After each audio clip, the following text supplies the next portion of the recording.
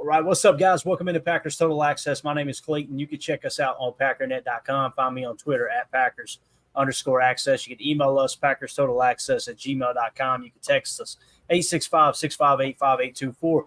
Join alongside Tim in a remote location on secret government work. Not government work. No, it's probably not government How work. dare you? Yeah, I apologize, Tim. I'm going to have to ban myself from the show tonight. We got Emilio in Tennessee, my man with his Milwaukee. What is this, a marker? Is that a rebar marker? What is that? Yeah, no, it's a nice Sharpie. You know, I figured Tim was on Milwaukee's duty, but it's fine. All right. And then we got Jacob in Wisconsin, the beard. Here's the guy. Gents, how we doing? How we doing? 53-man roster cut down day. Woo, it was a doozy. Let's go around the horn one time. Initial takeaways, and I've got to start with probably the hottest, what am I trying to say? The hottest take, I imagine, would come from Jacob. So, Jacob, sir, you have the floor. Initial thoughts on the 53 before we dive into all the details. Oh, man. This is like my least favorite day, definitely, of the Packer calendar. I don't think it's any secret that I'm going to be a little – I say there's a few head scratchers for me, for sure. I think it's very odd to see Kalen King not make the cut, to see Pratt not make the cut, seeing Mosby make the team, seeing DeBose not. It's just, a lot of things. Anthony Johnson Jr. in that one might be my most kind of head scratcher. Anders Carlson. I mean, hey, I'm not going to definitely celebrate that whatsoever, but I can't believe it, to be honest. I this whole time half of the kicker talk was just playing devil's advocate and just trying to maybe spark a little debate here and there, but I didn't in my wildest dreams honestly think that we'd do what we did. And then obviously AJ Dillon, I see a lot of people weirdly being excited about that, which that's never my take.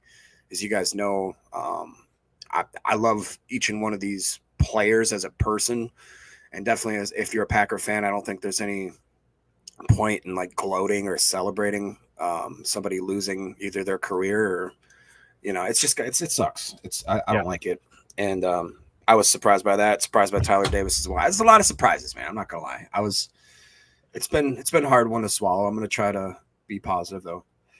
I got you, man. Well, I'll tell you what you wouldn't be surprised about. That'd be the quality customer service you get over at Ticket King, the official ticket provider of Packer Fan Total Access Live. Wisconsin-based since '92, specializing in Packers tickets. They are Wisconsin's largest ticket source with offices next to Lambeau and in Milwaukee. Just click on the link in the video description. That'll send you over to theticketking.com, where you can register for free as a customer and go ahead and start shopping for your Packers tickets. Again, that's Ticket King, the official ticket provider of Packer Fan Total Access Live. We appreciate them supporting us. So, Tim, initial thoughts, initial takeaway. It can be 30 seconds, a minute, something like that. How you feeling? First of all, let me hit this super chat. I apologize, Tim.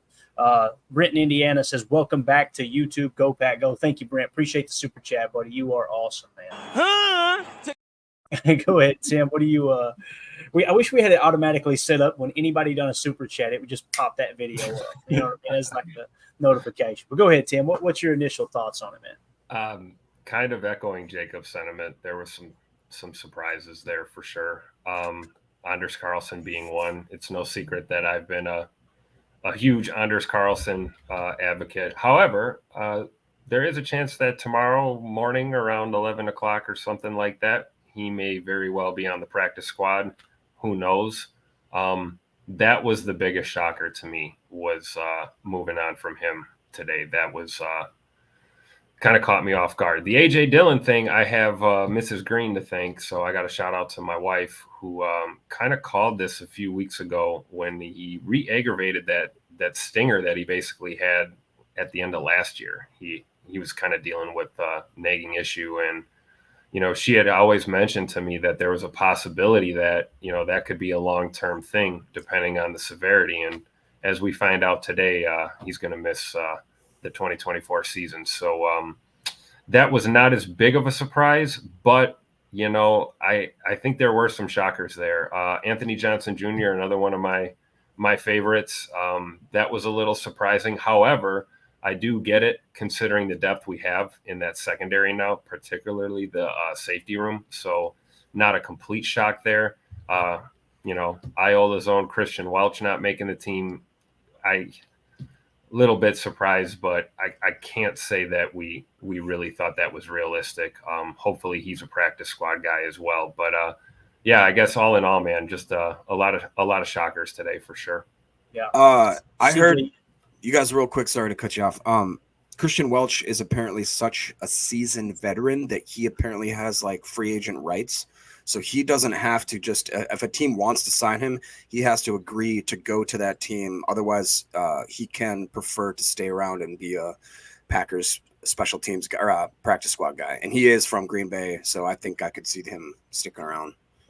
Yeah, that's pretty much anyone who has been cut. They have the right to sign anywhere else. Now, when it comes to Christian Welch, I think he'll end up as one of those 6 spots on the practice squad because you've basically got 10 that are 2 years or less experience, and then there's 6 that's pretty much open to anyone, if I understood correctly. So, he now if another team comes to calling, he's obviously going to sign for their active roster. No team can sign him to the practice squad. You know what I mean?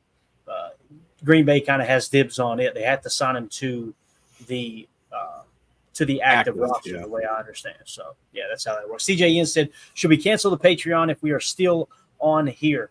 Prioritize the Patreon group. CJN, I noticed you got the badge there. It's showing that you're a member here. There's nothing wrong with being a member here. I'm going to try to consolidate the 2 for the giveaways. I can't guarantee that we can do that. And the reason I want to prioritize Patreon is because Patreon was there when YouTube pulled the rug right out from under us. So we always want to prioritize it. So if you're saying you got to choose between one or the other, choose Patreon because that's where the giveaways definitely will be. And we've got, like I said, the community in there, all the chats, all that stuff. I can't create a chat on YouTube if you know, from that angle. So if you have to choose between the 2, do that one, do Patreon. So appreciate you asking both. But Jacob, I understand what you're saying. I think there's a decent chance Christian Welch returns on the practice squad. It's kind of, I don't know, man. I'd be shocked if another team wasn't interested in him. You know what I mean? Thank you, Fred McFarley. Appreciate you, buddy. I'd be really shocked because he had, Wildy said it best. It's like that dude could not have done anything more to make the roster. He absolutely tore the preseason up. He was great on special teams. He's healthy, willing, able, all those things. It's just like he couldn't have done anything else. But Emilio, what's your initial thoughts here, bud, before we dive into all the details? Yeah, it was tough seeing AJJ and my man AJ Dillon, go down. Probably a timing belt issue. We'll have to get that fixed, and over the duration of the season. But after thinking about it, I know I was a little surprised about Welch, but then I thought, we're going to spend a little bit more time on the edge position just because it's that important. How many times are we going to be in a 3 linebacker set versus nickel, and how often can we rotate those D linemen through? I think is more, if we have 3 sets of 2 that we could rush through, first heavy on the first 2 sets and then rotate that third pair in to rush, I would be fine with that if maybe that's the way we're thinking. And then, Anders, tough for my man Anders. Congrats to Greg Joseph. Again, we still have no idea. They could still, change it up, by tomorrow sort of thing. But, happy for the guys that made it. And my man, Travis Glover, I've been telling you for a while now, we got to keep an eye on him. You called that one. I mean, I won't say you're the only person. I think you're the only person here that was as vocal as you are. I mean, you were. I liked what he was doing, man. And he was he came to the Senior Bowl too late last second. He was an addition and just showed out. I liked his work ethic, man. I liked the way he carried himself. So I'm happy he made the cut. Yeah. John in the chat said, will Lloyd be ready week 1? I think that was the question.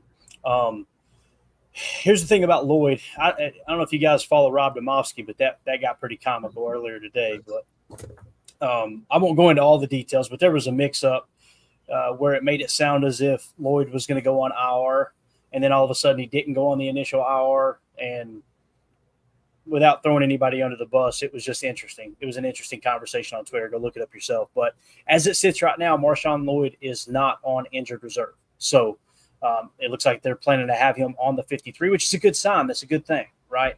and obviously the A.J. Dillon news we'll get to here as well. Let's just jump right into the roster moves off the top. Green Bay Packers have released the following players. This was the Packers announcing the roster moves.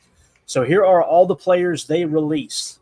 Deslin Alexander, Brevin Allen, Keyshawn Banks, Anders Carlson, Sean Clifford, wide receiver Grant DeVos, defensive line James Esther, cornerback Jamon Green, kicker Alex Hell, wide receiver Julian Hicks, guard/tackle Donovan Jennings, safety Anthony Johnson Jr., tackle Caleb Jones. Can I get one more? No? Okay. Cornerback Kalen King. That one definitely. Running back Nate McCrary, running back Ellis Merriweather, defensive lineman Zach Morton, guard/tackle Royce Newman, tight end Henry Pearson, actually a fullback, they've got him listed as a tight end, quarterback Michael Pratt, cornerback Robert Rochelle, linebacker Chris Russell, safety Benny Sapp III. I'm trying to give tips here. Defensive line Keontae Shad, guard/center Lasitas Smith, wide receiver Dimitri Stanley, tight end Messiah Swinson, tackle Luke Tenuta, wide receiver Samori Toure, defensive lineman Spencer. How do you say it, Jacob? Wagey.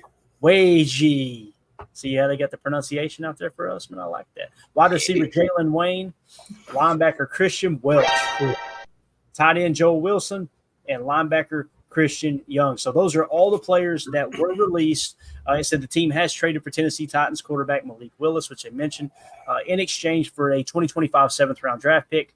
They placed tight end Tyler Davis and running back A.J. Dillon on injured reserve, placed defensive lineman Jonathan Ford on injured reserve / designated for return, and waived injured cornerback L.J. Davis and linebacker Raylan Goforth. The transactions were announced Tuesday by general manager Brian Gutekunst. So there are all of your cuts. Gentlemen, you have the floor now that you got the list right in front of you. Let's just go around the horn. We'll start with you, Jacob. Biggest surprise here, man. Good luck. I honestly was pretty surprised with the Caleb Jones cut. I didn't see much indicating that he was going to be on that list there. I think Caleb Jones, Kalen King, Anthony Johnson Jr., 3 in a row right there. That's my biggest ones. I don't know. It's really sad. And I don't know, man.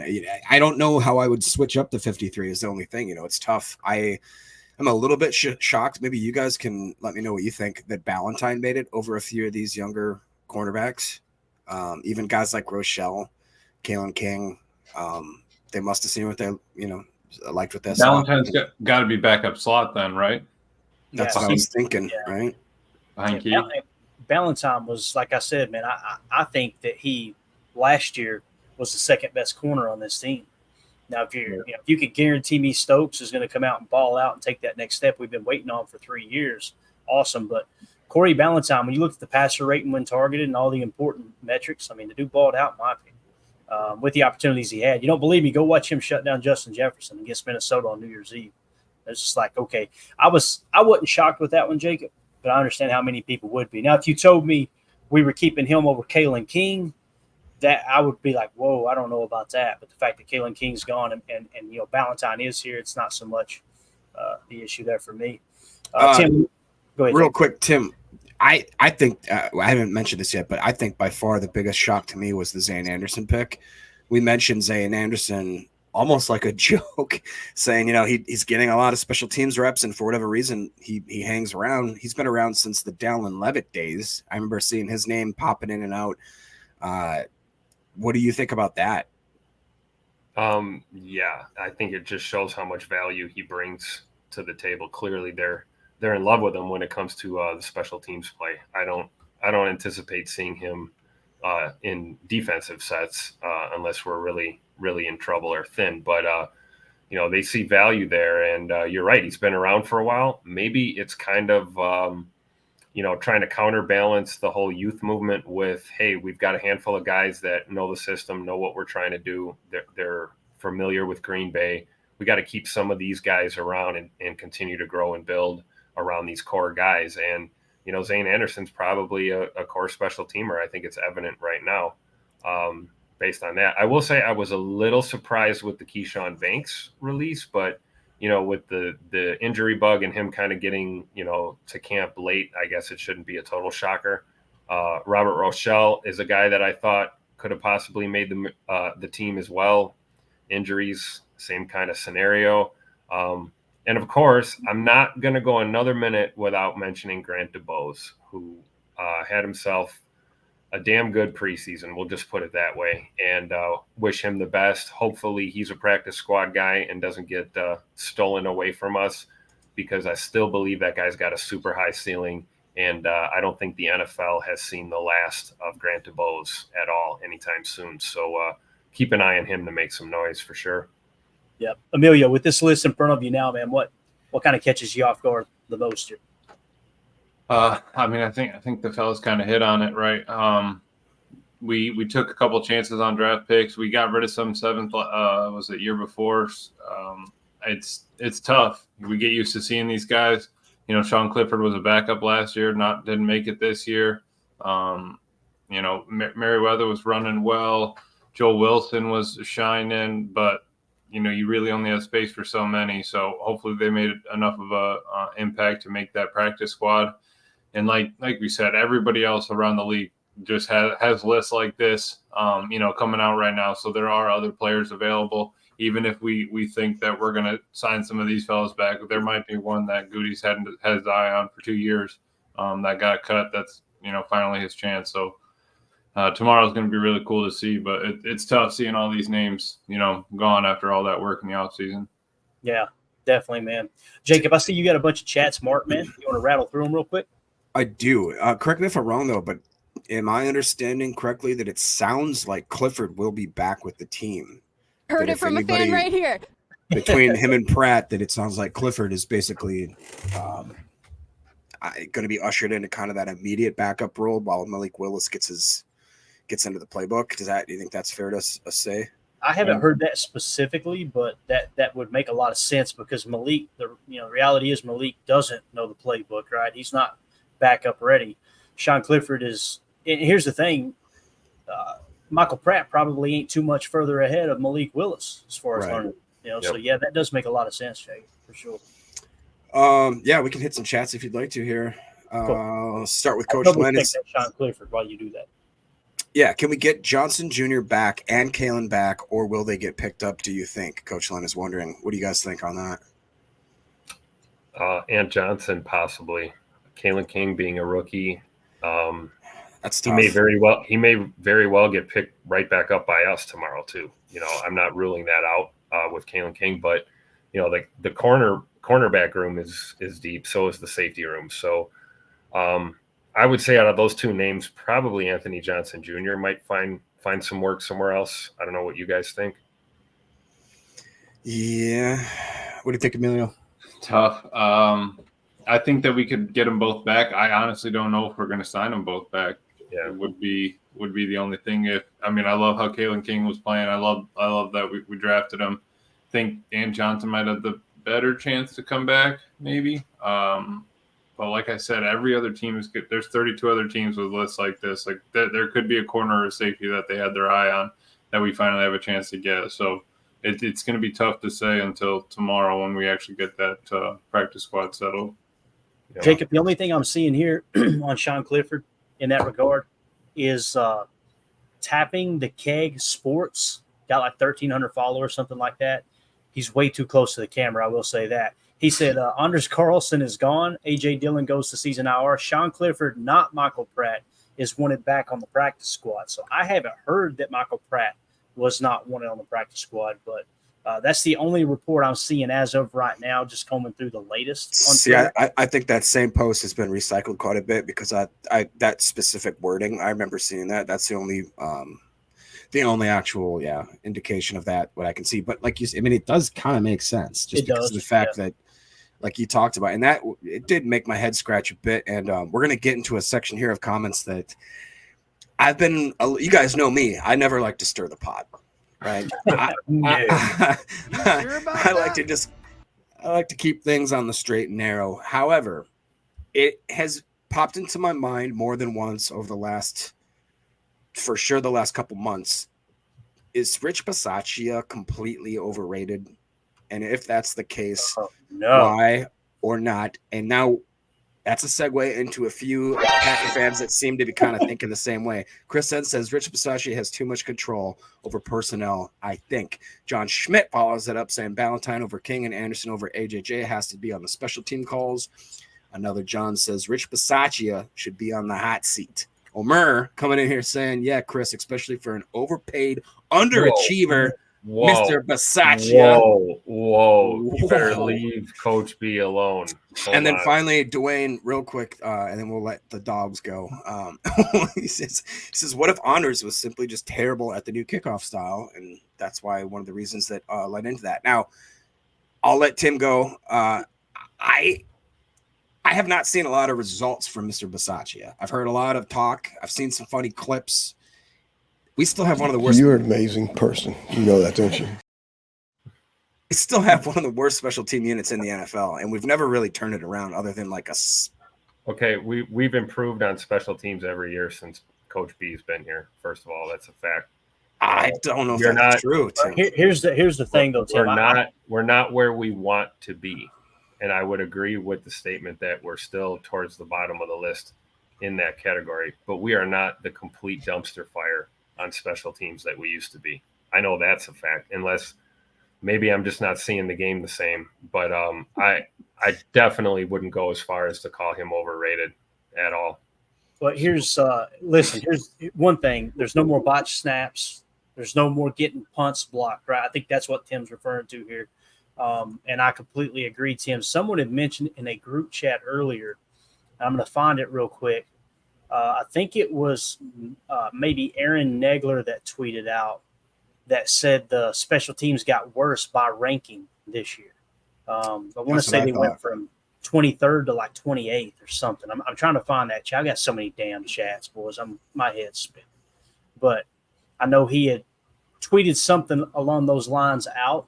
I don't know what rankings he went with, and there are some people on Twitter that specialize in those rankings or just in the football analytic community. But, Tim, I've got to agree with you 100% when it comes to, again, we went from we can't even get a snap and hold down to, hey, that's not a problem anymore. Now, is that worth paying someone like Bisaccia what they're paying him and making him assistant coach?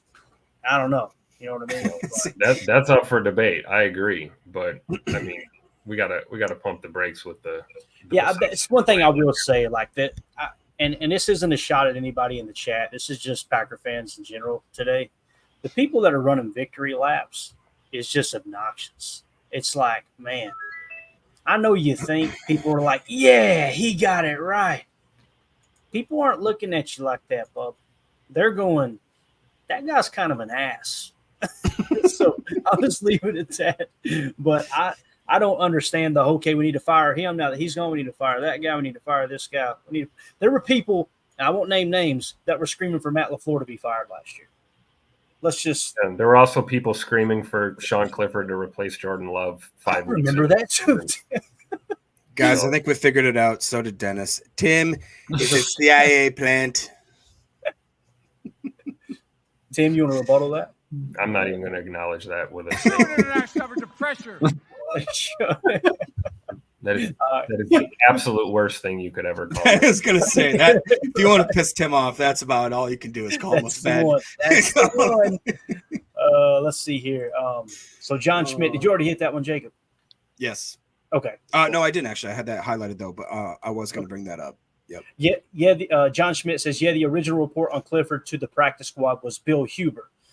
So if all he said was, okay, the report is they're interested in Clifford going to the practice squad. I haven't heard that they're not interested in Pratt. But yeah, again, the other guy made it sound as if Pratt's completely gone.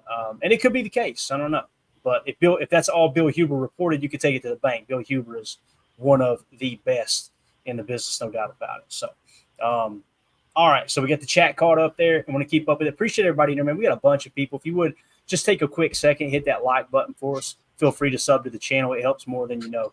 We really, really appreciate y'all hanging out with us here as we go through all the information. There's a ton to get to. Let's go rapid fire on some of the hot button topics and get your all's reaction real quick. Obviously, Packers release Anders Carlson, per source. Matt Schneidman tweeted this out way earlier today. Let's just kind of get everybody's reaction to Anders Carlson being cut here. Emilio, let's start with you this time, man. You know, we've talked about how Anders would make it to the practice squad. There's no doubt about it. You know, I mentioned earlier in camp, it would take about a 5-kick lead for me to pick Greg Joseph over Anders. Now, some people would say, hey, listen, it's more about being accurate within that, 40-yard range. And if I remember correctly, Greg Joseph's a little bit better than Anders in that range when you include extra points as well. So maybe that's what they're thinking. I'm also thinking along the lines of what Jacob said, that maybe they are waiting to see who gets cut here and who they may or may not be able to pick up to improve that room. But right now, I mean, the reality is Greg Joseph is on the roster, so they definitely picked Greg Joseph over Anders. What's your initial takeaway there on the Anders Carlson? Yeah, I think you said it right. Greg Joseph is the Band-Aid we have on there right now. If it's going to stay on for 3 years, we don't know yet.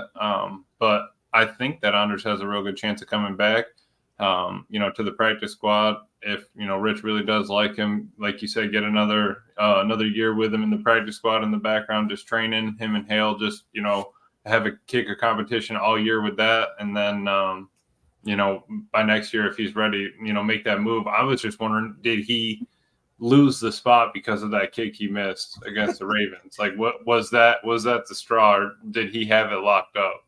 Yeah, that to me, I think they said he was 22 of his last 25 going into that game.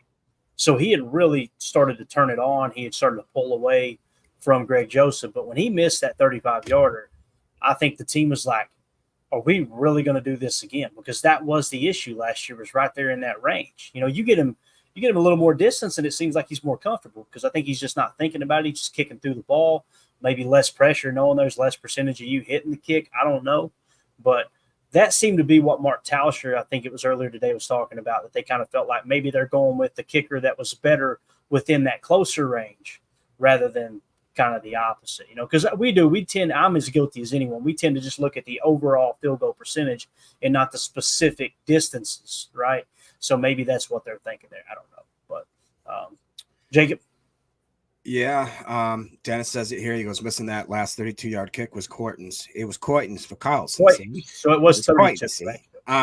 And I think that's a fair point to say, Clayton, is that they saw what they had in Joseph, maybe being like, hey, we can trust this guy to make it if it's under 40. With Carlson, we have that added craziness. He can maybe make one over 55, but if he's missing 20-30% of the kicks that are under 40, whereas maybe Joseph was a little bit more just steady Eddie in that aspect.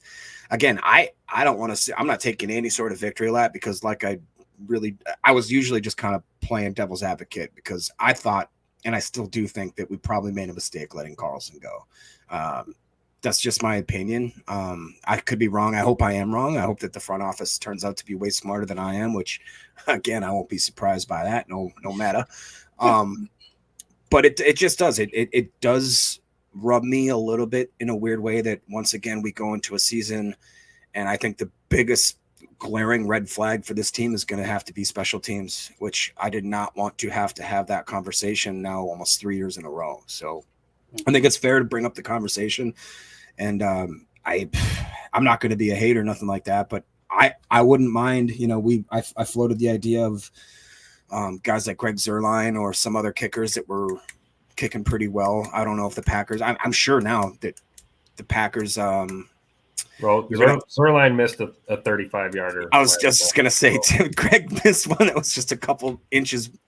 So I don't know. I don't know what the rhyme or reason is anymore, to be honest. I feel like the front office kind of has their minds made up in other ways, and I'm just a fan. You heard it from the time to address it would have been the offseason. Yeah. You don't wait and address it after kick, right? So they made their bed. They got to lay in it. That's really where we're at. They went into the offseason going, Anders is our guy. We'll bring in some competition, and that's pretty much it. If kicking is that important to them, then you make a splash move and you go get somebody, and you actually trade some. You find one of these teams that are not Super Bowl contenders, and you offer them decent draft collateral to get a sure, proven kicker, albeit he gets into Lambeau, Tim, you know, man, you get into Lambeau and that wind is swirling, he may not be as good there as he was in the Georgia Dome or wherever, you know, other than Buffalo or Chicago, you know what I mean? Where the wind's just as bad, probably worse. But do you guys Greg Joseph did a lot of kicking in a dome too. Yeah, his time in Minnesota. So do I have to get another tattoo for Emilio or something here? Did I agree to something over here that I'm not remembering? Because let me go to the banner here real quick. We should have the bets on here. I tried to keep them up to date here. Hopefully it's on. Go ahead, Tim. Keep talking. Wait. Oh, I'm reading it right here. Oh, wait. I see a scoring defense bet. Okay. Yeah, Jacob, if the Packers have a top 7 scoring defense, I'll get an Emilio tattoo on my left butt cheek is what Jacob said. Oh, my Lord. Why do I do that? And then, of course, this next quote, they were human meat missiles. That was PTA Jacob. Just the tip was head coach Tupac LaFleur. All right. I actually make good music, PTA Jacob. I love how the most of this ticker is just Jacob. Starting to notice a pattern. It is. Here we go. They're winning 14 games, boys. Book it, PTA Tim. 3rd and Wicks, PTA Clayton. I've got just the simplest one. Grab drinks the Gatorade. My favorite is the first one, though. And we kind of overlook it there. Costco has some good tequila, Coach Lynn. Go ahead. Sorry to interrupt him. To start off the off season right there. Yeah. Gotta love it. Guys, right. I don't know. I don't know anything about the kicking game. I thought I did. I don't. You know, I even went back in and, you know, read a couple chapters, you know, take your eye off the ball. And just when I convinced myself, you know, I kind of know something about football, then this happened. So I don't know. Maybe Greg Joseph will kick for us for the next 10 years. I don't know. I have no clue. He went back and watched Ace Ventura and Dan Marino holding it laces out. So, I will say it's refreshing to know that we do not have an issue with our holder for sure. I'm assuming Daniel Whelan's going to be doing the holding, and he's done a great job. He's been solid there. That's not an issue. That is fair to say that the punting game has completely been transformed. Like, remember when we were pumped about JK-47? Yeah. It's like when you say special teams is an issue, it's like I agree, but it's such a broad statement because are we talking coverage unit? Are we talking place kicking? Are we talking the punt game? What are we really talking about? Clearly, place kicking is an issue. I mean, it's no secret. And we have an initial 53 that's public, and we still don't know for certain who's kicking in Brazil in week 1 for us right now. I'm sure that news will be forthcoming in the near future, but yeah, man, we've talked about the kicking game so much, and just when I thought we had a beat on it, we get the Anders Carlson shocker today. So we'll see what the future holds. I'll tell you this: if Greg Joseph is the dude, and that's who we're rolling with this year, then I'm 100% behind him. I agree. I think he's probably, you know, dead on the money inside of 40 yards. Probably not going to struggle with extra points. Mm-hmm. So we're probably not going to take a lot of 50, 55 yard, 60-yard long field goals. And hey, I'm okay with that. If your season or your game is coming down to a, you know, 55 plus yard field goal, you've got bigger issues than your kicking game. So I'm just hoping we boat race teams, and the kicking game is a non-issue this year. Yeah, absolutely. Ryan Wood tweeted this out, and we'll get your take on this one, Emilio. Can confirm Packers are releasing linebacker Christian Welch, as Bill Huber, NFL, reported. A bit of a surprise there. Finished 4th. God, that wet fart, man. It's so bad. Finished 4th on the team. Can I say, am I allowed to say that? Finished 4th on the team in special teams reps last season. A definite practice squad candidate. Emilio, that one catch you off guard, man? Like I said, the only thing I thought was we need more talent at edge. You know, we can't hold up so many at linebacker, and I probably would have rather had AJ or, you know, Kalen King make it over Welch anyway. So I'm not mad about him going there. I do hope that we can, you know, maybe bring him back, but I'm not mad about their decision. You know, they have to make it right. There was a time crunch. Deadlines are what moved this league forward, really. So they had to do it, right? I think there's no doubt about it. They're expecting to get him back on the practice squad, right? So that's, if he gets signed, he gets signed. But they definitely looked at it from a sense of, and we'll talk about the initial 53 and all the positions, how many players at the positions here in the second hour. But I think that's what they were looking at, was like, okay, how many teams are willing to sign Christian Welch? They obviously wasn't going to give up Tyron Hopper or any of those, draft pick linebackers. I think Wildy said it best earlier today. When you draft 2 linebackers in the second and third round, it's going to be hard for a practice squad candidate to make the roster, right? And we were just so in awe of him because, again, it sucks, man. That dude did everything he possibly could to make the team, and it still wasn't enough. So maybe we'll still see him, though. I hope so. Let's move on to A.J. Dillon here. This is kind of the hot button topic, obviously. Everyone was – I don't want to say everyone. I shouldn't be like that. Many people were like, man, he's done. It just ain't worked. We need to get rid of him. And the second he's gone, we're all like, damn, A.J.'s probably gone. So Matt Schneidman says A.J. Dillon was placed on IR and his 2024 season is over. And he said, while A.J. Dillon won't play for the Packers this season, it remains possible he'll reach an injury settlement with the team and play elsewhere if he's healthy enough. Awaiting word on the severity of the stinger that has kept him out the last week plus, also in the playoffs last year too. I added that last part. That was pointed out to me. I had no idea about. So with that being said, A.J. Dillon, obviously the injury kind of made the decision, and we talked about that early on in camp. Like many of these conversations we were going to have were going to be decided because of injury.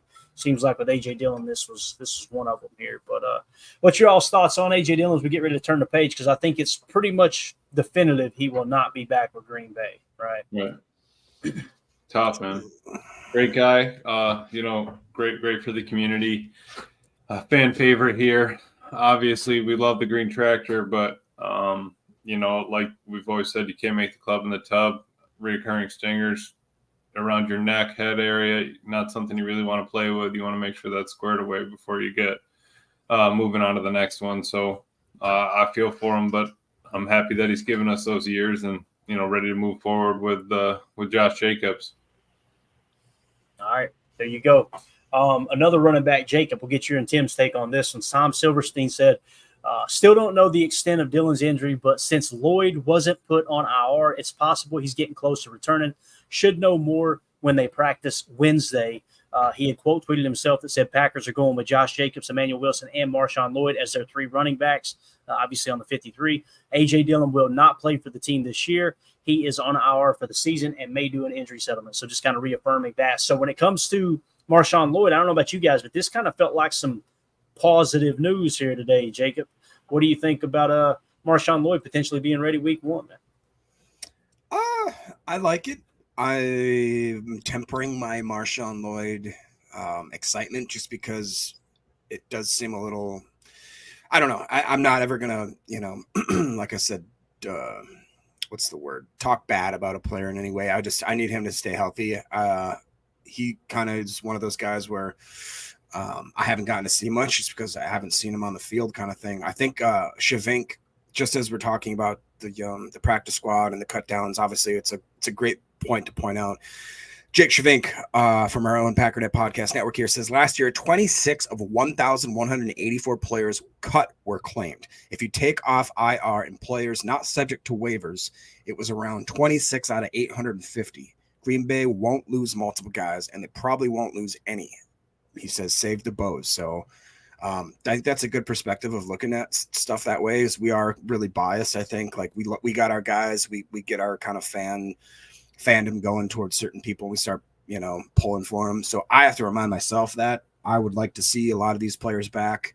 And that's why I hope a Christian Welch comes back. I hope a Rochelle comes back, and hopefully they will. We'll know more about that by tomorrow. Isn't that correct? Yeah, we should. That's for sure. Anything you want to add on the Marshawn Lloyd talk there, Tim, before we move along, brother? Yeah, I think what Jacob said is, pretty accurate. We haven't really seen a lot of them. I got to see him a little bit during camp, but again, that was really limited, with this hip or hamstring thing that he's dealing with, which is a little bit concerning, being a running back. But I think once we start to see him get some reps, we'll get a better barometer on what he's really bringing to the table. But I mean, the USC tape just jumps off the screen at you.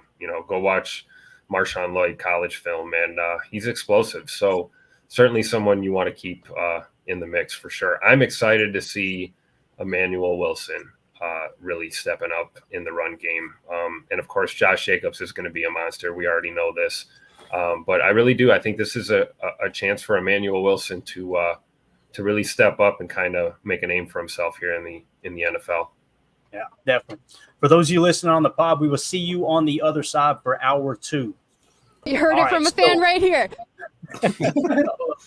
Perfect sound break there. Thank you so much. If you guys aren't aware, we're now stretching it to roughly the hour 20 mark is the goal. I'd like to get it to where we're doing 2 to 3 hour shows. Now, if the guys aren't going to be available for the whole thing, they'll be dropping in and out, but we're just trying to extend it. We had many fans emailing saying, hey, let's do a 2-hour show, So we're trying to inch closer to that. So next one here, fellas, and we'll start with our boy Jacob, because Ryan Wood said Packers placed A.J. Dillon on injured reserve and did not designate him to return. Have to think his time in Green Bay has ended. Tyler Davis, shut up, Emilio, also on IR without return designation. Jonathan Ford on IR with return designation. Of note, Marshawn Lloyd on the 53, not IR. So Tyler Davis without return, so he is done for the year. I think it's safe to say he's probably done in Green Bay. Wouldn't you say that, Jacob? Yeah, man, and that's one I didn't quite see coming. Both him and A.J. Dillon's injuries kind of surprised me because they were ones that seemingly were non-existent up until cut day. And I don't know what to quite think about that. I don't know if – I mean, I hate to speculate, but it's almost like they were trying to soften the blow where it's like, hey, we've really tried to hold you guys on here and we appreciate what you've done. Here's your gold watch. Have a good day kind of thing. I don't know, man. It's a rough day. I just it's tough to think about that. I really hope that we bring Joe Wilson back. I thought Tyler Davis is going to make this team, but I think it shows that they're confident in Ben Sims in a way that maybe we weren't completely acknowledging. And I'm onward and upward, right? So I'm going to throw a lot of my stock behind Ben Sims. If I could swap it out for my DeGuara jersey, I would, but we'll have to see. I think Ben Sims brings a lot to the table in the pass game as well, which is something that, not to say Tyler Davis is not a pass catcher, but let's be honest, he's not really a pass catcher in this scheme. But, I think Ben Sims is a hell of a blocker, and he can also be a threat in the pass game as well. So I think that's probably why it tilted the scales in his favor. Block. I'm excited. Tim, what do you think about the possibility of bringing back Jonathan Ford, who is somebody that maybe had one of the better camps out of anyone at this? Yeah, absolutely. That is one to keep an eye on because he's been so close for so long, and it would just be nice to really see him get a crack at it. But I do think there is a possibility that he's in the mix. But we'll see, man. There's a lot of talent up front. There really is. Yeah. All right.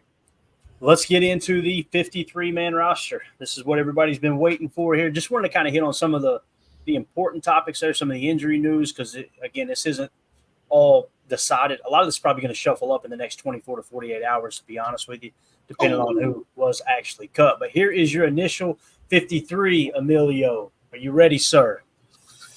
Let's dive into it. Quarterbacks, we carried 2, Jordan Love and Malik Willis. Running backs, we got 3, Josh Jacobs, Marshawn Lloyd, and Emmanuel Wilson. Wide receivers, we carried 6, Christian Watson, Romeo Dobbs, Jaden Reed, Dontavion Wicks, Bo Melton, and Malik Heath. Tight ends, we carried 3, Luke Musgrave, Tucker Kraft, Ben Sims. Offensive linemen, we carried, 10, I believe. Rasheed Walker, Elton Jenkins, Josh Myers, Jordan Morgan, Zach Tom. I think that's going to be your starters right there. And then you got Sean Ryan, Andre Dillard, Jacob Monk, Kadeem Telfort, and Travis Glover. Amelia, you have the floor, sir. How are we feeling about it? And I know already what you think of Travis Glover. You know it. I'm just waiting to see my man out there on the field, but I'm happy with it. I really like that Ben Sims made it. I think he's going to be that Mercedes Lewis kind of blocker, but he can catch a little bit more.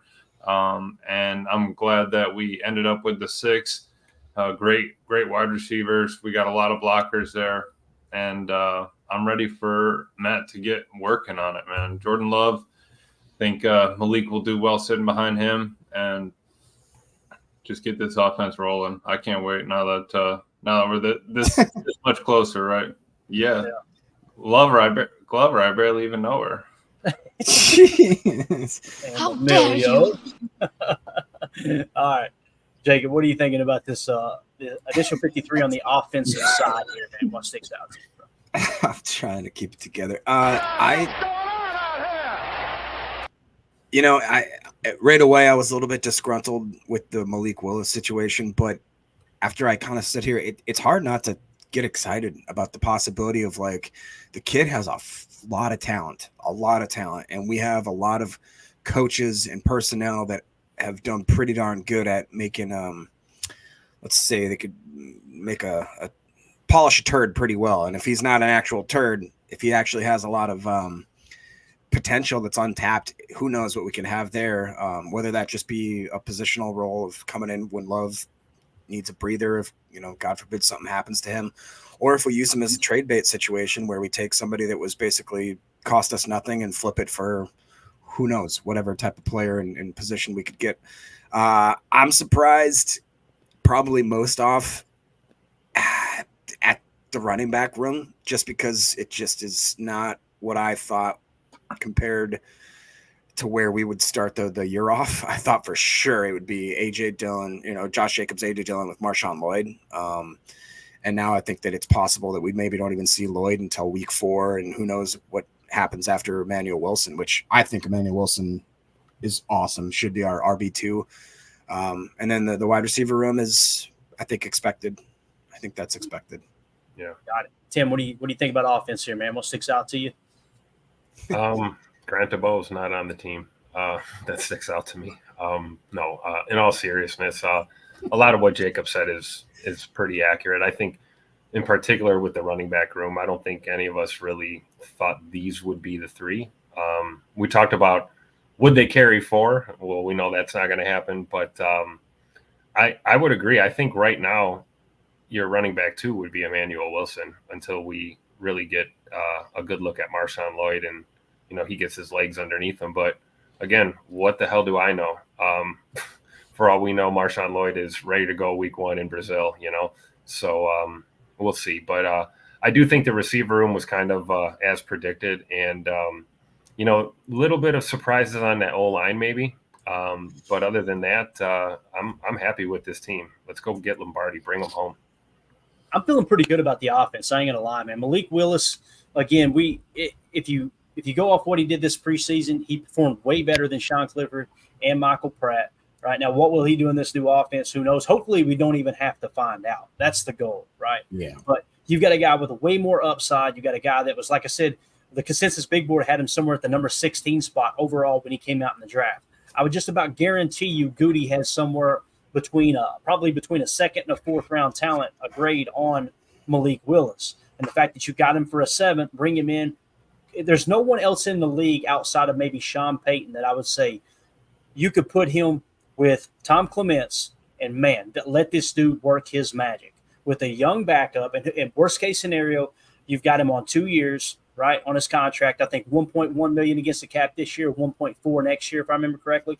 So let's say that Tom Clements works his magic. You go into next year, you're probably going to draft another quarterback, take another swing. That great teams do that. Thank God San Francisco did in their case, or they wouldn't have landed Brock Purdy, right? If they'd have just settled, nope, we got our quarterback room full, they would be up the creek without a paddle. Have you guys seen Trey Lance play lately? My God. 5 picks, right? Unbelievable. It's just like, and you know what's crazy? You heard it, didn't you, Emilio? Michael Lombardi breaking it down. Like, this kid, he ended up going to the school he went to because no one would give him quarterback position. Yeah, he wanted to play quarterback so bad, but all the SEC, all those kind of schools wanted him to play wide receiver or corner or something, but he only wanted to play quarterback, so he went to the warning signs were there, were they not? They were. So there you go. But anyway, Malik Willis, I like the move there, and you're still going to be able to stash. You could probably stash both of them, Sean Clifford and Michael Pratt, if you wanted to on the practice squad. Now, whether you want to tie up 2 practice squad spots with those 2 quarterbacks, I don't know. Like Jacob pointed out at the top of the hour here, or at the bottom of the last hour, having Sean Clifford be your backup before Malik Willis to let him get up to speed makes all the sense in the world. Now, at the running back position with Josh Jacobs, Marshawn Lloyd, and Emmanuel Wilson, if Marshawn Lloyd's healthy, I love this running back room. To me, this was the best three. I'm not trying to hate on A.J. Dillon now that he's gone. It's real simple. His yards per carry went down every single year. PFF, you've seen his grade go down every single year. He's starting to get an attitude in interviews, and he's saying stuff on the side. It just seemed like the writing was on the wall. I hate that it happened with an injury, but to me, I think someone said earlier in the chat, it almost worked out best for the Packers that they could do it in a respectful way. Like, hey, here's you an injury settlement. Appreciate everything you've done. That way you're not leaving empty-handed type thing is what it kind of feels like. Okay, so I like the running back room. And you're going to have to bolster that practice squad with one or two bodies because injuries are going to happen. There's no two ways about it. And Marshawn Lloyd might not be ready for week one. The fact of the matter is he's not injured enough to go on IR for 4 weeks. That's pretty evident, right? So at the wide receiver room, this is exactly how I seen the wide receiver room shaking out. I like Grant DuBose, but like we pointed out on the postgame shows, the last 2 games, absolute booty cheeks. If you get him back to the practice squad, let him continue to work. Maybe next year is the year that he actually makes it. I love Bo Melton's tweet he put out. Yeah. This first year he's made the active roster. Pretty darn cool that all that paid off, right? Because this is his 3rd year in the league. 3rd try, finally got on an active roster. Pretty darn cool. So Christian Watson, obviously your burner. He's got size. The other thing that's really underrated with Christian Watson, if he is healthy, I think it's pretty much known across anyone that I've heard talk about Packers receivers. Christian Watson has He can block. He can do that too. He has the highest FBI of all the wide receivers. Like Matt LaFleur talked about it in the presser in the offseason about how he understands all the choice routes. He can play every single wide receiver position. He can play X. He can play Z. He can play slot. He can play F. He can play all over the place. It's almost like his dad played in the NFL or something. Right. It's almost like he's got the pedigree, right? Right. So you're able – what that allows you to do is you're not limited on where you can put that speed. You know, many teams want to put speed to 3, the number 3 receiver in a trips, a bunch, or a tray set. Well, when you put speed to 3, if there's any choices that are attached to that aspect of your offensive scheme, then you're screwed. You're absolutely screwed. Well, Christian Watson, he's got the speed, he's got the size, he's got the FBI to be able to run those choice routes. It's absolutely huge. Romeo Doubs, he's going to be your boundary X again. I really believe that. I think he's that guy that you want playing in a phone booth. He's got strong hands. He's going to win those red zone one-on-one battles. That's going to be huge. Jaden Reed is your trick pony. That's that dude that you want running flyer. You want him running the jet sweeps, the pop passes, all those things. He can also play Z and play Z at a very high level. He's got speed. He's also got hands. He's just a smart football player. Dontavion Wicks, best route runner on the team. You can mix and match him in different places. There's no doubt about that. The only knock on Dontavion Wicks is he's not a deep threat. What do we see in preseason? Right off, all it took was one mismatch, throwing a tray set out there with the Y flex to the outside, and all of a sudden they got a safety looking at Dontavion Wicks, and you know Jordan Love looked out there and seen that safety and look at Tay like, hey, let's go home early tonight. Give me that go route, right? That Haas concept, off to the races. Bo Melton I think he's faster than Christian Watson 40 time, right? He's clock faster. So you could put those 2 burners on opposite sides. And then Malik Heath, what can he do, Emilio? Take him to the water cooler, man. Man was thirsty. You dang right. So there you go, man. I'm really excited about the wide receiver room. I love the way it's shaking out, man. I do. Tight end, Luke Musgrave, Tucker Kraft, Ben Sims. I've been real vocal. I think Tucker Kraft is your best tight end on this team. And you're going to use Luke Musgrave as that flex guy, being able to flex him out. He's going to play attached, but you're going to utilize him in those 12 personnels, give your receivers a breather. If you've got a team that your scouting report says, hey, we're going to run the ball heavy with them, all right, let's go 12 personnel heavy, and then you can flex Luke Musgrave out there. Next thing you know, you've got them trapped in a 34 or a 43 look, and you got a backer out wide on Luke Musgrave. That's when you can really play with the house's money. So offensive line, Rasheed Walker, Elton Jenkins, Josh Myers, Jordan Morgan, Zach Tom, if everyone is healthy, that's going to be your starting offensive line from left to right. Your backup interior guy is probably going to be Sean Ryan. He'll be your backup guard. Right guard, left guard, and center. Jacob Monk might have something to say about that. That's absolutely awesome. Andre Dillard is going to be your backup left tackle. Kadeem Telford's going to be your backup right tackle. I don't think they trust Andre Dillard to play on the right side to be the true swing tackle, me personally. And then Travis Glover seems to show a lot of upside. So Offensively, I'm fired up, man. I'm absolutely fired up. Jacob, you got some chats marked right now? You want to go ahead and hammer those out, and then we'll jump into defense? Yeah. I don't know. I'm not a doctor. I did not. You had a couple, yeah. There you go. I did not highlight this one, so I'm not exactly sure what I the did. That was Prince was saying notable Packer players cut today. Let's hit it. Yeah, I think it's a cool topic. Let's hit on it real quick. Okay. So Prince is going on to say that Adrian Amos, quarterback Tim Boyle, my boy Ty Summers, Shamar Jean Charles, Lou Nichols, Josiah DeQuara, sorry, buddy, Equinemius St. Brown, Rudy Ford, Mr. Orrin Burks, Justin Hollins, Robert Tanyan, Jonathan Garvin. Hey, he decided to kick off the old dust and go to practice for once. And then Jake Hansen and Chris Barnes. Wow. That list looks like that's a whole list of training camp darlings and people that really liked a lot. And, how the turntables have turned. How the turntables. And then Deadfish says, I'm thinking we're going to try to get Luke Tenuta, Donovan Jennings, and Lecitus Smith on the practice squad. I was actually kind of impressed with the way Lecitus Smith played this last game. I saw a little bit of spark from him. What do you guys think about that?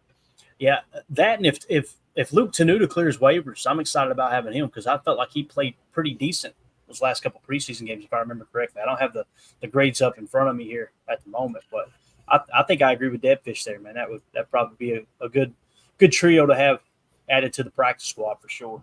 So, anything you guys want to hit on as far as those comments, Tim, Emilio? And listen, if anybody's got to hop off, just go. Don't even say bye. Just get the hell out of here. You know what I'm saying? No, I'm just looking at it again. I just think it's crazy. Like, we had a starting safety there. We had a backup quarterback, corners that we liked, a 7th-round pick. Josiah DeGuara played. EQ played. Rudy Ford played. Tanyan was the starting tight end. There are a bunch of players out there, so I think that, us getting worried about those guys is, such a slim chance to get snagged, but also there's a lot of talent that we've worked on prior to this that is out there and available if we need it. Yeah, definitely. Tim, you got anything, bro?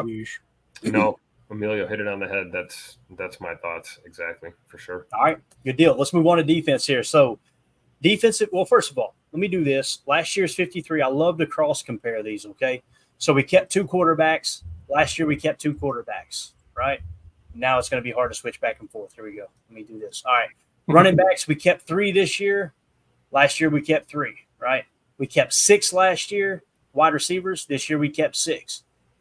This year we kept 3 tight ends. Last year we kept 3 tight ends. The only difference on offense this year to last year we kept 11 offensive linemen. This year we only kept 10, right, on the initial 53. I believe that's correct.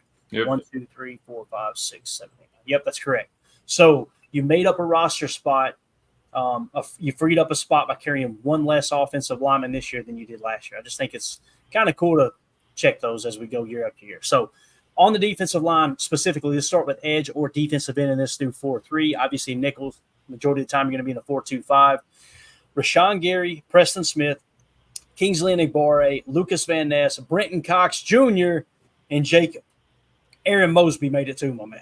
How exciting is that, dude? Aaron Mosby. I've been waiting, sitting on this stat here for the last hour for us to mention Aaron Mosby's name because if anybody wants to throw any shade at Mr. Mosby, I will let you know that PFF Green Bay Packers tweeted this out just about an hour ago.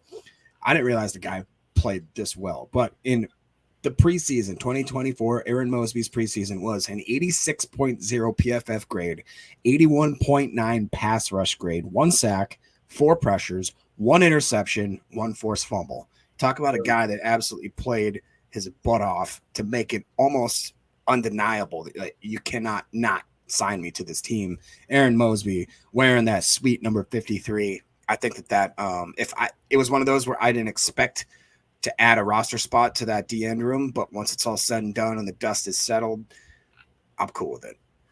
Like it. We got over 450 people watching live right now. You guys and gals are absolutely awesome. Hit that like button for us. Feel free to sub to the channel. We appreciate y'all hanging out here. Defensive end, Tim, what do you think about this group right here, man? Pretty cool seeing both Brenton Cox Jr. and Aaron Mosby on the roster. Yes, that's awesome. And I think it's rounded out really nice, right? you feel great about. I mean, we don't need to say anything about Rashawn, Preston Smith. We know what we're getting, but JJ Enigbare, Brenton Cox Jr., Aaron Mosby, those guys are going to be fun to watch out there with the guys like LVN and Rashawn. So it's going to be a good look. We're definitely strong up front. I think stronger than we were even last year, even though we got a couple of the usual suspects back. But Aaron Mosby was kind of that outlier during camp, and it's going to be exciting to see him get some snaps this year for sure. Yeah, definitely. Mm-hmm. Emilio. All about that line change, all about that rotation. I think that we needed to have that. I think that Hafley, is excited to have that extra drive there. If we can get pressure with Ford, that is going to be a game changer all season. So let them stay fresh, and let them just go to work. It's so crazy to think we got LVN as at least the first backup to go in or whatever, but he's a first round pick, and we're still able to hold this defense strong. And then we have, guys like Brenton Cox and Aaron Mosby making it as well. Awesome to see. And I'm happy with the D-line, the DN group so far, definitely. Definitely. Watt 009 says, we loaded up on edge this season, tells you everything about how we looking to be aggressive up front, that we made sure to have cover. It's a good point. When you carry 6 defensive ends like this, I wonder if they might have a little NASCAR package ready to roll, something like that. Throw 3, maybe 4 of these defensive ends out there at one time to get after the quarterback. Maybe give you hog mollies a breather on a long 3rd and 12 or something. Could be the case, right? If that's what you're referring to there, White. But appreciate you swinging through, Bub. Defensive tackle. All right. We ended up keeping 1, 2, 3, 4, 5 defensive tackles. And let me just check these in real time as we go to make it a little bit easier. As far as defensive ends, last year we kept 6 outside linebackers, which would have been our edge defenders in the 34 jam. This year we're in the 43 front and the nickel 4-2-5. We kept the same amount. That's 6. All right. Last year we kept 6 defensive linemen. This year, which would have been our interior defensive linemen, the 285 pluses. We've got 1, 2, 3, 4, only 5 this year. So we made a roster spot up there, right? So we got Kenny Clark, TJ Slayton, Devontae White, Carl Brooks, and Colby Wood. Obviously, Jonathan Ford is going on IR, but he is expected to return at some point. It's not season-ending IR. So what you've got to do, Jonathan Ford was kind of that backup 1 tech. If for some reason TJ Slayton goes down and you need an extra 1 tech in your 43 base, you were probably going to turn to Jonathan Ford to do that. But now that Jonathan Ford isn't available, what you probably have to do is ask Kenny to do that in your 4-3 base if TJ Slayton's banged up, therefore putting Devontae White at that 3 tech or Carl Brooks at that 3 tech. And what I mean by that is typically in the 4-3 front that Robert Saleh / Jeff Hafley like to run. They like to play a little over, a little under. And what it basically means is one side of the line, you're going to have a defensive lineman playing 1 tech, which is essentially between the guard and the center, nose, and the other side, they're going to be playing in a 3 tech, which is in between the guard and the tackle. Ideally, in a 4-3 base, you want TJ Slayton in the 1 tech, Kenny Clark in the 3 tech. That's what we're referring to there. So Kenny might have to play some 1 if they get a little banged up early on, if TJ Slayton, isn't available for whatever reason. But defensive tackle, go around the horn. We'll start with you, Emilio. What are you thinking here, bro? It's good. I'm happy about TJ Slayton making the team, made a name for himself. And even though we switched to the 4-3, he's still relevant and needed on this team. And like we said, I know we talked about NASCAR package before. Imagine we can throw Carl Brooks out there or Devontae Wyatt, with being the speedy 3 techs that they are, and move those guys around. I think that we have an elite front 4 to 7, depending on who we're rotating in there. And I think it'll be cool to see how he uses them. Yeah, definitely. If you guys would take a quick second, hit that like button for us, help boost the algae. We appreciate y'all hanging out with us. Go ahead, Jacob. Yeah, Coach Len kind of highlighted something here. I think he says getting back Jonathan Ford is big in more ways than one. I agree with that completely. I was a big fan of his when we got him signed, and I think that, again, he's just one of those guys that had such a good camp. It was hard to deny him. He was just too good to let completely go, to write off, that kind of thing. And He's a big man. He is a big man. And I like that a lot. I'm a little surprised at, a few of the other guys. What was his name? Wei Ji. I didn't honestly think he was going to make the team, but it seemed like that they liked him a little bit here and there. But I just think the group, I don't remember a group, a rotation that I've been more excited about at D-line. It seems like that years prior, you had your Kenny and maybe 3 or 4 other guys. And after that, you just kind of didn't know what to expect after that. I just feel like you put the bottom of our lineup wouldn't be what Wooden and Brooks. I'd be pumped if we were starting a game with those two at interior. I'd be like, all right, cool, let's go. I'm happy. I want to see what they can do. We talked about the progression of Slayton, dude. I am more happy for him than maybe any other player on this team because everybody said that he was not going to be anything, and look what he's done. He's fought and clawed his way to be an almost starter, I dare say. So, and I hope the big man eats. Oh yeah, I want. Chris says I like big men a lot. That's true. I do. Yeah. That wasn't the sound drop I needed. Best drop of the week, Tim. I know it was you, wasn't it? No, I can't claim responsibility for that one. Was it Emilio? Emilio. Get that right. crappy ahead, Tim, smile. I should have known it was. Jacob, you done wasted your time, buddy. You want to talk about big men? Go ahead, Tim. What do you got? Breakout year for Devontae Wyatt incoming. I'm just going to go ahead and say that now. I think we're going to see it. He's stepped up a lot. We can say a lot of good things about TJ Slayton, like Jacob said. Really worked his way to force himself into this lineup and refused to kind of get left by the wayside in the transition here with going to the 43. So I think we're stout up front, and it's awesome to see the team that they've put together. Carl Brooks, we all know that guy's a menace, and Colby Wooden has really turned out to really proving to be a pretty decent pro. So it's going to be fun to see this D-line group. Yeah, definitely. Jacob, read that one for me, sir. He says, Ford doesn't skip his succulent Chinese meals. You heard This it from a is fan right here. demography manifest. Scott, keep your hand off my penis. You've got the voice down completely. That's just the tip, though. What is my crime? This show sucks so bad. Sit your butt outside. I will, actually. I'm out. Oh, my God. All right. Moving it. Well, first of all, defensive tackle. We kind of talked about the deployment there and how you may or may not use them. One of the things we got to get it back on the rails. One of the things we talked about earlier in the offseason was in this 4-3 look, what I really liked was the fact that Devontae White and Carl Brooks could play some defensive end if you needed them to. Well, we carried 6 defensive ends. That's obviously not in the cards for the Packers. Now they're looking at it like, okay, these guys are going to – the guys that we got for edge are going to play edge. There was a comment here, too, that I wanted to hit on. You actually had it marked. Let me find it here. Here we go.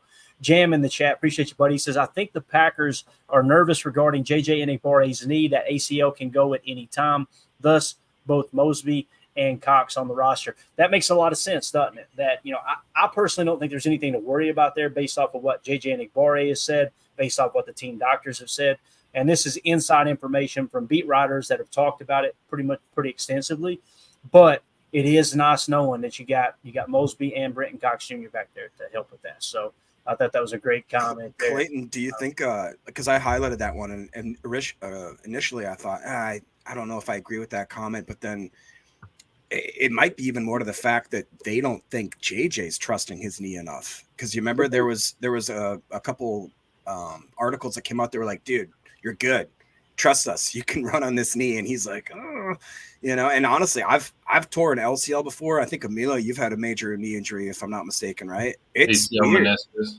Yeah, dude. I don't know about you, but I felt it was like kind of learning to walk all over again and then learning to cut and really dip, dive, duck, dodge, and dodge. It's hard. Dude, honestly, right now, it feels like I have a bubble in my knee. It feels like I've had it for like 3 days for some reason. I don't know why, but I think that I know we talked about that.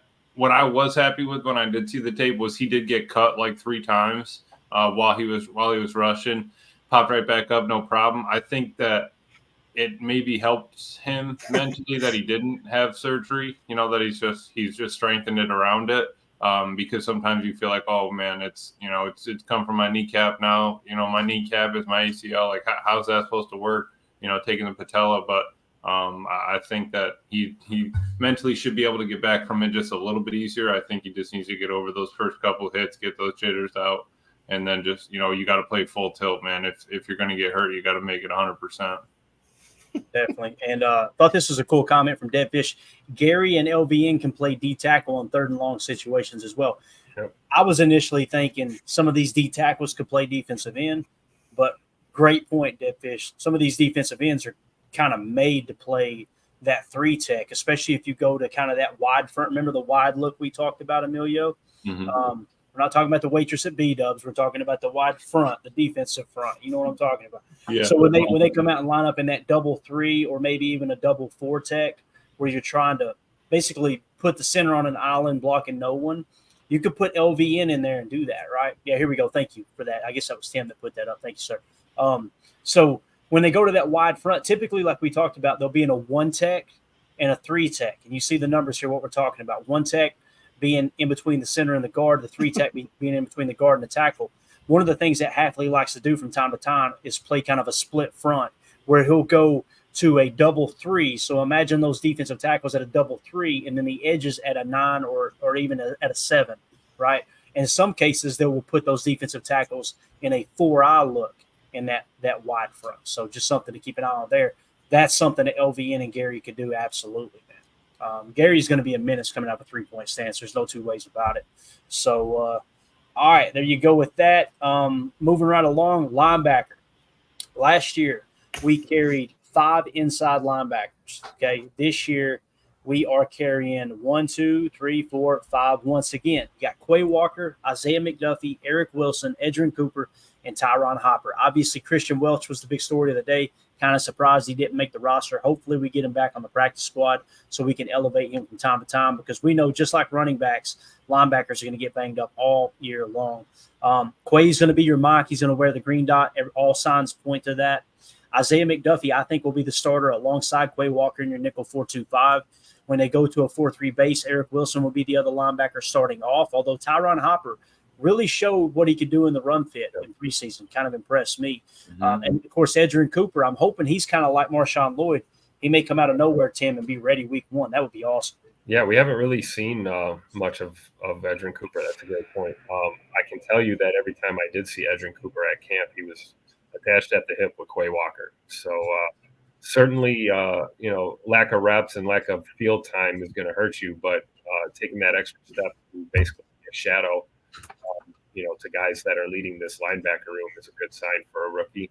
Sometimes it takes a while to get acclimated to the NFL, and you want to see a young guy that's engaged and wants to learn. So I'm about Edgerrin Cooper. I think he'll progress nicely once he gets his opportunities. And you're right about Tyron Hopper too. We might have another hidden gem here in this linebacker room. So I feel good about Quay and Eric Wilson, but the two coming behind them is pretty nice. So, I know linebacker was one of those rooms that we were a little bit concerned about with depth, but honestly, looking at these 5, I feel pretty good going into the season. We'll see what a few NFL games do to the linebacker room, though.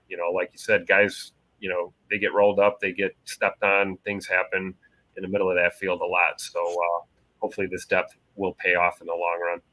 Yeah, I had Tyron Hopper as my 17th linebacker in the draft, but he was the only linebacker that was in magenta, which meant obviously he was a Senior Bowl participant and he was a top 30 visit. So, Emilio, how you feeling about the linebacker room, bro? Really liked Hopper coming out once we tore up the tape a little bit.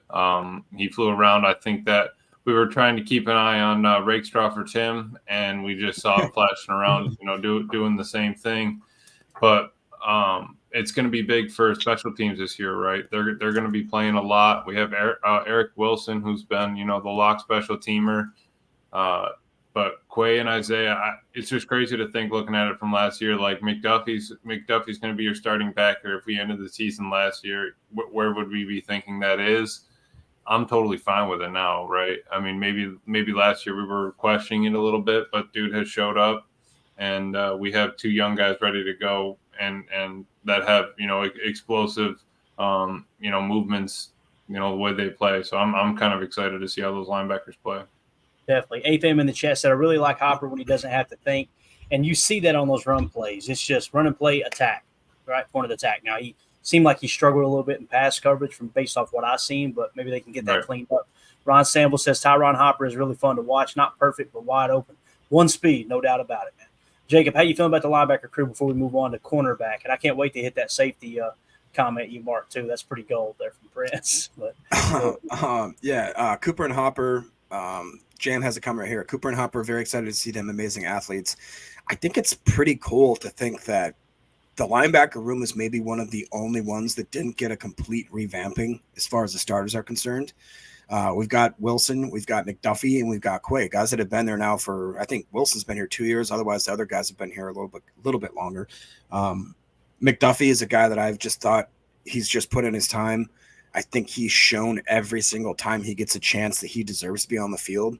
It's the same thing with Wilson. And if you add in 2 guys like Hopper and Cooper that are just, we mentioned how everybody scratched their head when they took the 2 draft picks that now are looking like absolute diamonds in the rough, Evan Williams and Tyron Hopper. We both kind of said, or a lot of us said, why did we do that? Where do these guys fit into our defense kind of thing?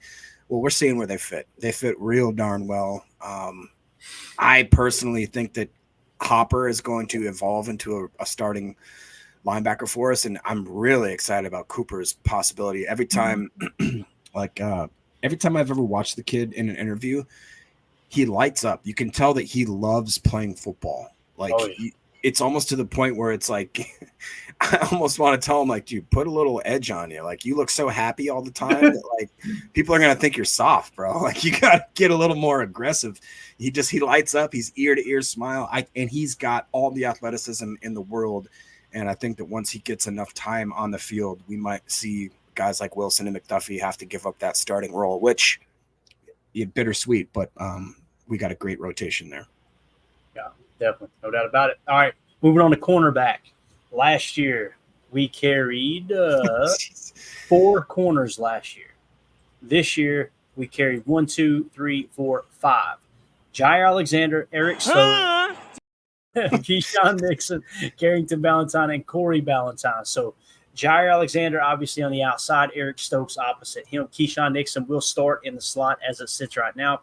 Carrington Ballantyne will be a boundary corner, obviously backing up Eric Stokes and Jair Alexander. And Corey Ballantyne, it seems, will be the backup slot unless they truly see Javon Bullard as the backup slot. So you are 3 deep with a slot corner, albeit you don't ever want to have to get to the third, obviously. But, Tim, this cornerback room shaping up really, really nice. That's how I see them being deployed.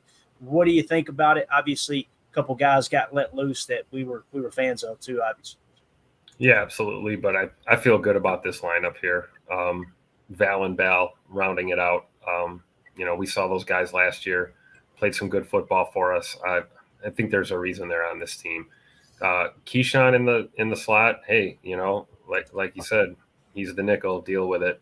And it's his job to lose. And until he loses that job, then we got to get behind K9 in the slot for sure. And hopefully this is the year that he shuts his critics up. I would love to see him have an unbelievable year in the slot. And while we're on that subject, Eric Stokes Jr. I don't think there's anyone hungrier than him for a comeback year. They didn't exercise the option on him. He's got a lot to prove. He's, basically playing for his career this year. So keep your eye on Eric Stokes Jr. Opposite of Jair Alexander there in the cornerback room. But I think these 5 are good. I really do. Yeah, go ahead, Emilio. You got something you want to share? Yeah, what you meowing about, Emilio? Nothing. Hit on those corners for me real quick, man. We'll get ready to wrap this thing up. Man, I'm happy for Corey. Honestly, we didn't really talk about him a lot, but the dude played for us all last year, and I kind of think looking back on it, we kind of slid him over to the side once we got a new shiny toy, Kalen King, and I'm kind of happy that he stuck it out and showed the coaches that he was there to stay. He had he had the best passer rating when targeted. I know, even better than Jair. I remember when you broke those down, and it was like and you were like, well, what would you say if I were to tell you that it was Corey Valentine? Valentine. So happy for the dude that he's there, man. And like you said, John and Stokes, I hope they take off. I hope Key can hold it together and Valentine be ready to step in moment's notice or dime package. Yeah. Jacob, you got anything to add to the cornerback room, sir? Yeah, I mean, it was definitely, again, bittersweet. I love Corey Valentine. I almost think the Packers probably he's like the oldest person we have on the team now. He's like 28 or whatever, 27. There's probably a contemplation whether or not we should just cut him so we can remain the youngest team. That's a joke. I like that he finished up and rounded off the end of the roster, like Tim said. As much as I like King and what I saw in flashes, what I did see was him be a liability a few times, and I saw him play a little bit wild. He reminds me, obviously different position, of a type of like a Brenton Cox type where it's like really raw talent. You see glimpses at what he can do, but he doesn't have the consistency to be a dedicated part of this team that's in the starting rotation. So I think what they're going to try to do, hopefully come around on the back end and get him back on the practice squad. I mean, again, guys, this is a guy that was at one point a first-round draft pick, CB1 in the draft. Something happened along the way where he fell to where he fell, and I think that might be another one of those diamond in the rough type situations. But all things being said, man, I'm super pumped about this rotation that we have. I think Stokes, we've all kind of glossed over the fact that Stokes has seemingly made a really amazing comeback. And I want to see it happen in real live time game situations. But remember, there was a point even 6 months ago where we didn't know if Stokes was ever going to play another snap for this team. Yeah. And he's now to the point where I think that I'm comfortable calling him a CB2 on this team. Yeah, I agree. All right, safety room. Xavier McKinney, Javon Bullard, Evan Williams, Katano Ladapo, and Zane Anderson. The big surprise there for me was Zane Anderson. I would much rather have just rolled with 4 safeties and kept Christian Welch. But maybe there's a reason they thought Zane Anderson wouldn't clear waivers and Christian Welch will. Obviously, they know more about football than I ever will. There's no doubt about that. As far as the 53 last year, we carried 5 safeties. This year, we are carrying 5 safeties. So that's definitely the sweet spot there. Amelia, I'll give you first dibs on this one, big dog. Safety room here. Xavier McKinney, Javon Bullard are going to be your starters. Obviously, Evan Williams will be your backup strong safety. We thought Anthony Johnson Jr. was going to be your backup free safety. Maybe they see Evan Williams as the backup free safety as well, right? No matter who goes out, they want Evan Williams in a lineup. That might have played a role in it too. Right, and that means that Home Depot showed out in practice enough to make a stand, right, and to say, hey, we're going to keep him. I think looking at that, what is that? Our first 6 rounds, we kept everyone then from our draft. So it's awesome to see. We have a lot of young talent there. At least we have, a foundation with X. But dude, I hope that they take off this year, and maybe we get a rookie of the year candidate out of that safety group. Yeah. Jake Shavink with the zinger of the night said, "We're definitely burying the lead here, fellas. Colson Yankoff made the Commanders' 53-man roster." So. Who? Exactly. Jacob, what do you think about the safety room, man? I'm definitely confused. I think it was a little insane, right? Yeah. Thank you. Oh, we're gonna give him some. He not only rambled, but he rumbled and stumbled. Yeah. If I'm on board with you, the only thing that scratches my head a bit is I really doubt that there were 31 other front offices being like, give me Zane Anderson. So there's like a part of me where I'm just wondering, why did we do that? We could have definitely probably easily got that guy onto the team. That's my biggest head scratcher, I think, probably of this whole 53-man roster here is just like, why? if you would have put the water pistol to the old dome, I would try to get a lot of different players before Zane Anderson. That's just my opinion there. And I'm not going to, I'm not trying to be negative whatsoever, but that was the biggest gripe I had with this 53-man roster for sure, was just seeing that one. But, I'm just a guy, I missed the guy. Tim, safety room, big dog. Anything? Yeah, Zane Anderson is here to play special teams. We know that. That's his spot. And so is KT. I mean, KT Oladapo is going to be a special teamer. That's his path to getting in the lineup is, playing fundamentally sound in special teams, no silly penalties, that kind of thing, getting your NFL legs underneath you. I do think he could be, really helpful in that safety room on the defensive side of the ball. But for now, for the foreseeable future, he's a special teamer. So those two guys for sure. But that rotation that we got there, McKinney, Bullard, and Williams, makes me feel really, really good. I mean, I know Rudy Ford is your guy, Clayton, but these names make me feel better than Darnell Savage. Me too, man. Rudy Me Ford. too. Oh man, we're gonna get to see. We're gonna get to see some exciting football defensively, particularly focused on the secondary.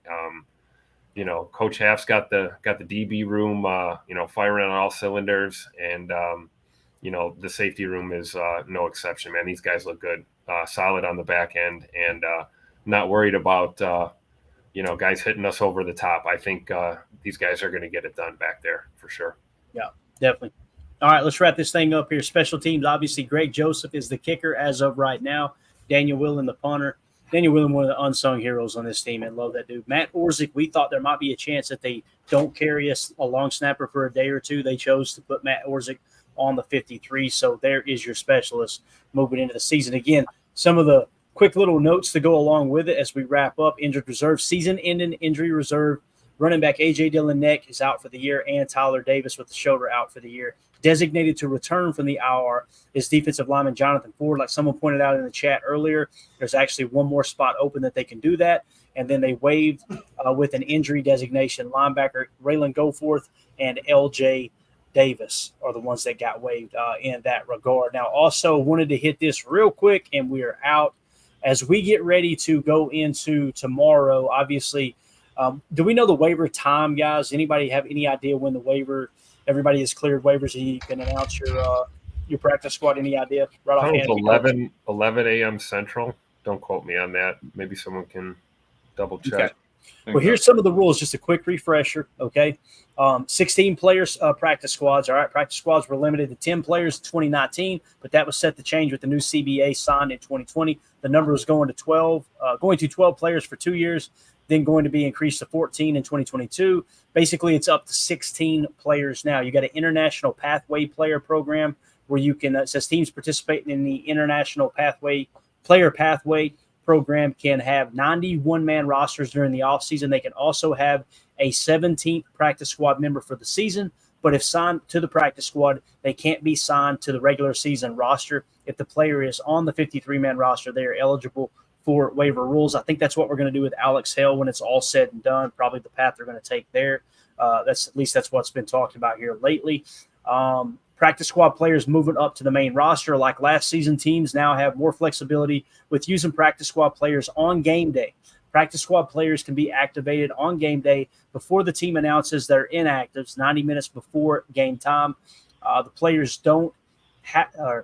doesn't have to be elevated from the practice squad to the main roster for the move. This can happen with up to 2 practice squad players per week. A player is now able to be elevated 3 times per season. To be activated a 4th time requires the player to be signed to the regular roster. This makes it easier for teams to have players they know and trust on game day and also not have to subject them to waivers when they are signed to the main roster and cut to get back on the practice squad. As far as veteran players, another change is the eligibility requirements for veteran players. Previously, teams could have up to 4 players who had 2 years of NFL experience. Now teams can have 6 veterans with no limit on the amount of accrued seasons they have in the league. So essentially what you've got a 10-man practice squad that have to have 2 years, less than 2 years experience. they qualify for that 10-man practice squad. You can have 6 more unlimited. Doesn't matter how long. They can be 73 years old, all right? And you can have them on the practice squad. Doesn't matter. Weekly payment for all you goons out there going, I wonder what these cats make. Practice squad players make $12,500 per week or $225,000 for 18 weeks. Veteran players with over 2 years of experience will make a minimum of $16,800 per week or $302,400 for 18 weeks and a maximum of $21,300 per week or $383,400 for 18 weeks. Sign them with the practice squad. Last thing we'll hit on here. Teams must complete their roster cuts by Tuesday, August 27th at 4 p.m., meaning the almost 1,200 players will be released or placed on the injury list. And here we go right here, Tim. You had it, sir. Starting at 12 p.m. Eastern time on August 28th tomorrow, so that's 11 a.m. Lambeau time, teams can begin signing players to their practice squad. So there you go. Anything else you boys want to hit on? We get out of here.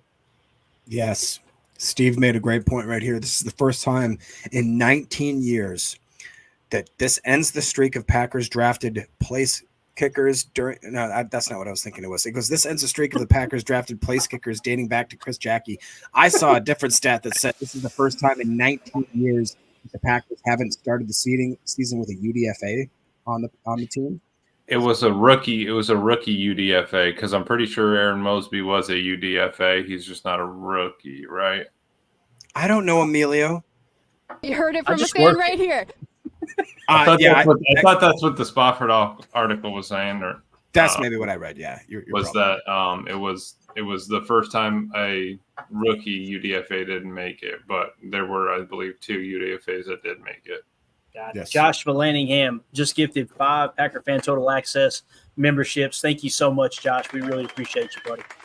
And again, thank you Indiana for the super chat. Fred McFarley for the super chat. Appreciate y'all supporting the show. Tim, you got anything, brother? No, can't wait for 11 a.m. Central tomorrow. Find out the rest. See who's going to be on the taxi squad, as I still so lovingly call it. Mountain Man Pack says, love the longer episodes. I'm going to try to do this on a consistent basis where we go at least an hour 20. We'll break it into 2 pods, make it a little more convenient on everyone. I'm excited about it. Again, eventually we want to get this channel to where we're going live just about every hour. We'll get organized with it. It's growing to that level. Really, really exciting stuff. Emilio, I know we kept you way longer. You're probably ready to prepare dinner. You going to get God's chicken tonight or no? No, that's a Friday tradition. Okay. No, I actually smoked some of those shotgun shells, or I had my buddy smoking the other day. You did? So, yeah, I'll send you a picture. Bro, they're so good, man. I made them last year on the smoker. They were fire. They were unbelievable. They were fire. All right, that's it. Appreciate everybody hanging out with us. This was a lot of fun. Tim, help me out here, For those of you listening on the pod, thank you for making us a part of your day. We will be back tomorrow, 7 p.m. Central, to talk about the practice squad. And it's football from here on out, ladies and gentlemen. We made it. So, as always, let's go out and be the change we want to see in the world. Don't be like Jacob, okay? And go back.